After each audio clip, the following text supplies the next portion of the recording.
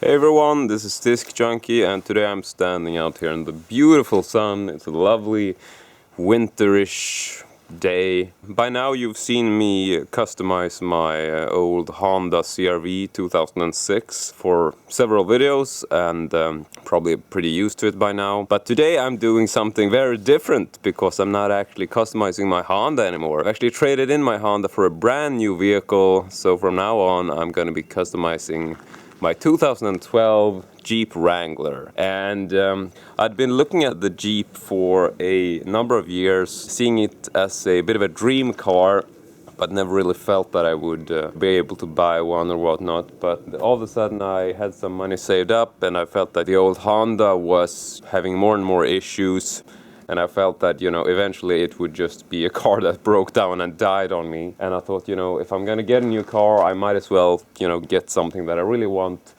As you know from my old videos I've done on my car, I'm not a gearhead. I don't know much about motors or yada yada. So the Jeep Wrangler might not appear to be a typical choice for me. Just for starters, this is the 2012 Unlimited Sahara Edition. I went with the 4-door version as opposed to the 2-door variant because I need the space. I mean, we got dogs and I need to have like a dog cage in the back and be able to have passengers more than 2 seats. It's a diesel engine, automatic. In terms of the car itself, as I've said this before, I don't really like the modern day look of cars these days. I'm very much a fan of the older designs, and the Jeep Wrangler is one of the few modern day cars which has the modern day features but has maintained this really old look, basically from the 40s. This sort of captures everything I want in a car. It's rugged, it's extremely cool looking, and it's also a very good off-road vehicle. Not that I'm a off-road driving guy per se, but I mean, just look around this place. Like, this is where I live. No one tends to these roads. We use an ATV to plow the snow away. So I mean, these roads, trees fall down and stuff happens, and I just feel that owning a Jeep is very much a security issue in the sense that, you feel safe that if I'm going to work and it's been a snowy night and go out to start my car and we get like a lot of snow, that I can still drive to work. In that sense, I think that a Jeep is a clever and smart choice for me living in this environment. I guess this video will basically just be an introduction, and I will try to make a bunch of different modifications to the car, so there will be more episodes. So I guess you've seen enough of the exterior by now. You got the grille, the famous Jeep grille. Got the hood latches here, so if you want to open the hood, you just pop these little things back, one on each side. There is like a locking mechanism in the middle, so you have to stick your hands in and sort of undo that like you have on most cars. But apart from that, there's no locking mechanism inside the car that you have to do anything with. You can see these little plastic things here, or rubbery things. What's that for, and what's this handle for? At first I thought it was, well, it's for lifting up the hood, but no, that handle should be here.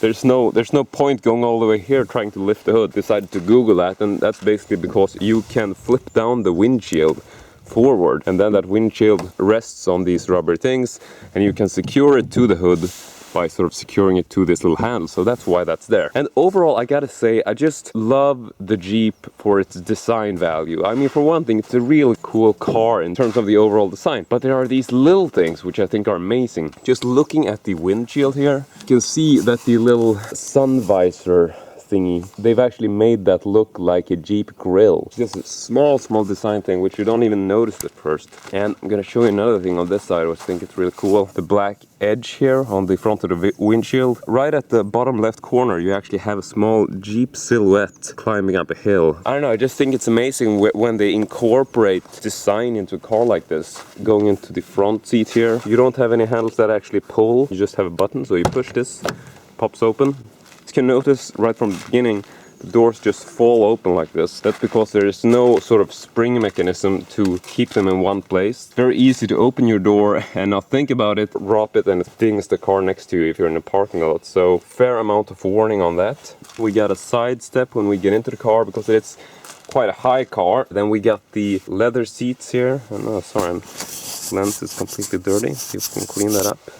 We got some nice floor mats, although they're a bit dirty now just from me using them for a little bit. But they got this lovely rugged Jeep look to them with like these tracks embedded. Little details like this that just make the Jeep pop. I guess I'm just gonna get into the car. You got these little handles, you know, everything is so I just fucking love this car.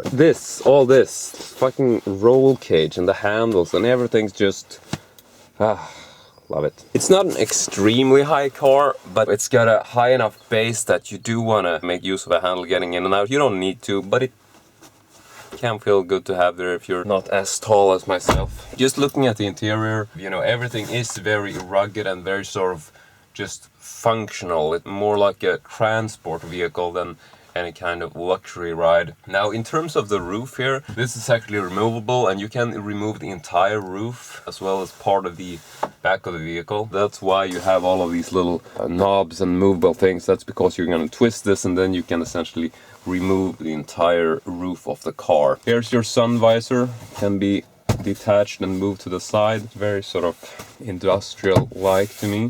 Got these pillars here, which is part of the roll cage. I'm gonna get back to that later on. Strap-on handle, which you can buy. This came with a car when I bought it, but I don't think it's actually a standard. Here you can also see the little sun visor grill up here, which I mentioned before. We're looking at the dash, little air vent there, and a nice Jeep handle.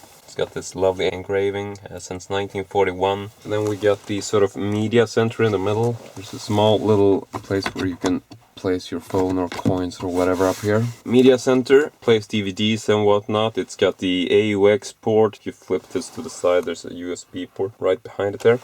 It's got Bluetooth, so you can stream your calls. You pair your phone up to release and then you can stream your calls via Bluetooth. So you get it into the whole speaker system and can answer that way. Checking the gauges and stuff. Here's what they look like. You know, all of this stuff, I'm not going to go through all the functions, but good things to notice in terms of functions. You do have your cruise control on the wheel here, on, off, you know, cancel and accelerate and decelerate. You got like a menu thing with like, if you want to, you know, go through like different functions and stuff, you can do that here. There's also like a call button. If you know, if you get an incoming call, you can just answer by pushing here, as long as you paired your phone, that is. Another air vent here. You got little speakers here up on the dash that are built in. Same on the other side there. Right here in the middle, it's sort of an odd positioning. You got the electrical window openers, which is really weird because usually you would have them on the side of the door. So that's sort of weird. Air vents here on the side. Then we get down to the whole AC control system. Then we got heated seats, hill climbing, some kind of function. Warning signal, light things, more heat. Good old cigarette lighter.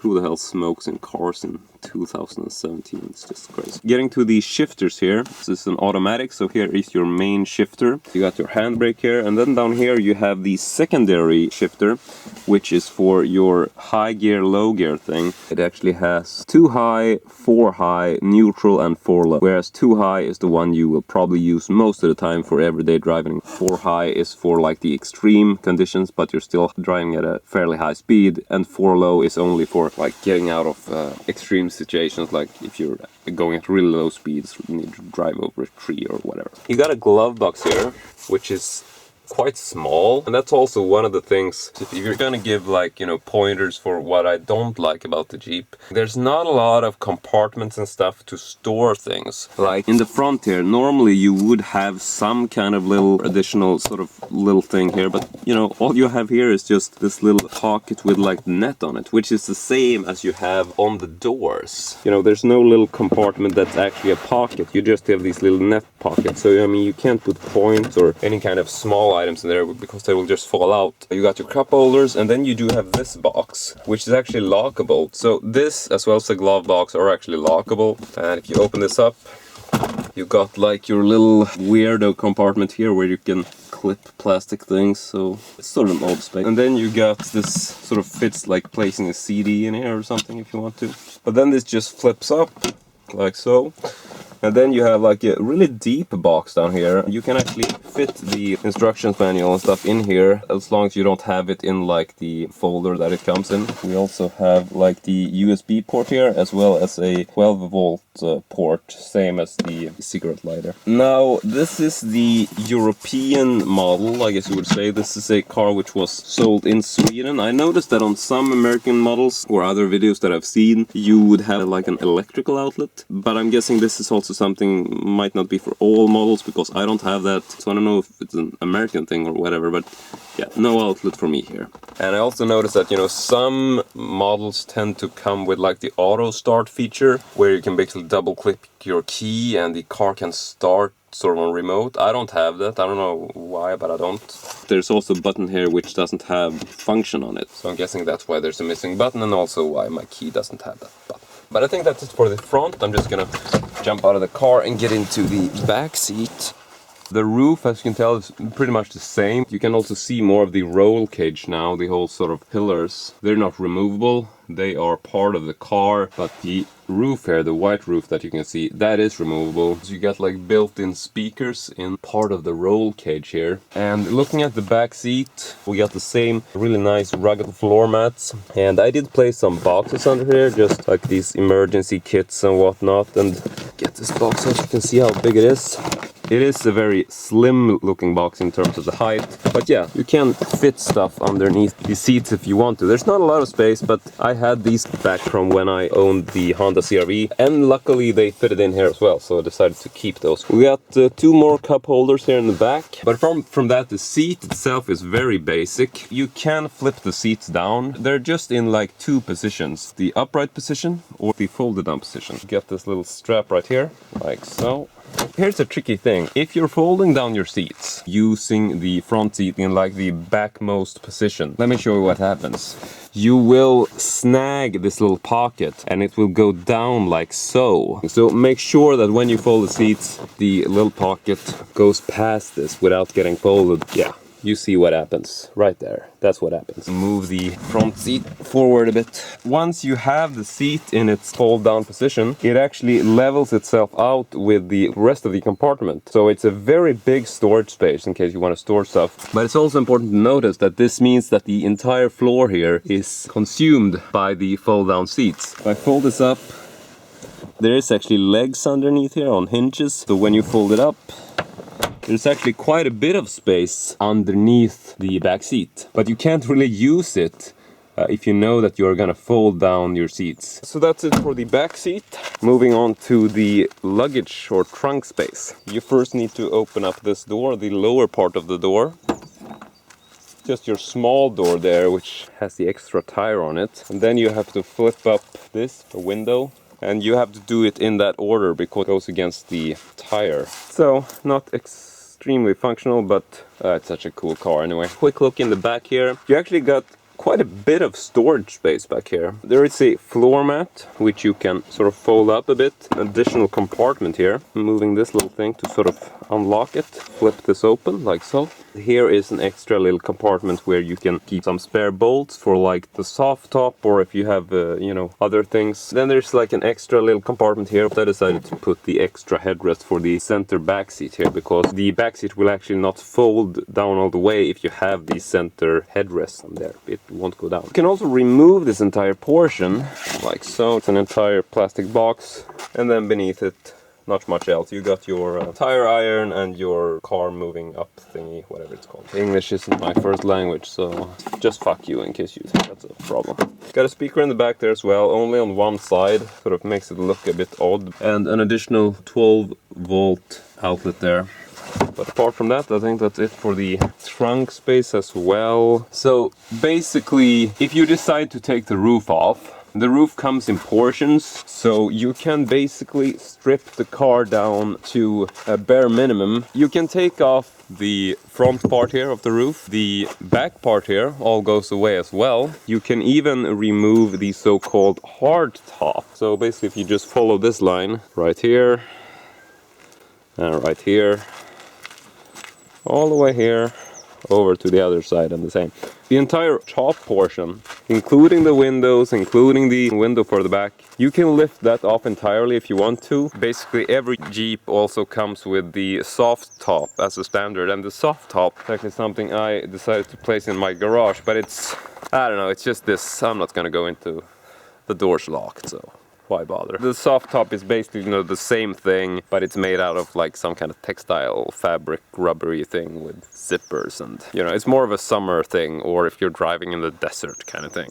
That's basically it for this introductory video to my new fucking awesome car. And you know, I am completely new to this. I've never had a Wrangler, never owned a Wrangler, never owned a Jeep for that matter. So it's sort of a learning by doing kind of thing. I'm super excited to go on this adventure with you and start modifying my car, etc, etc. So at least now you've given sort of the basic tour. So thank you very much for watching. Hope you enjoyed it, and as usual, hope to see you all next time.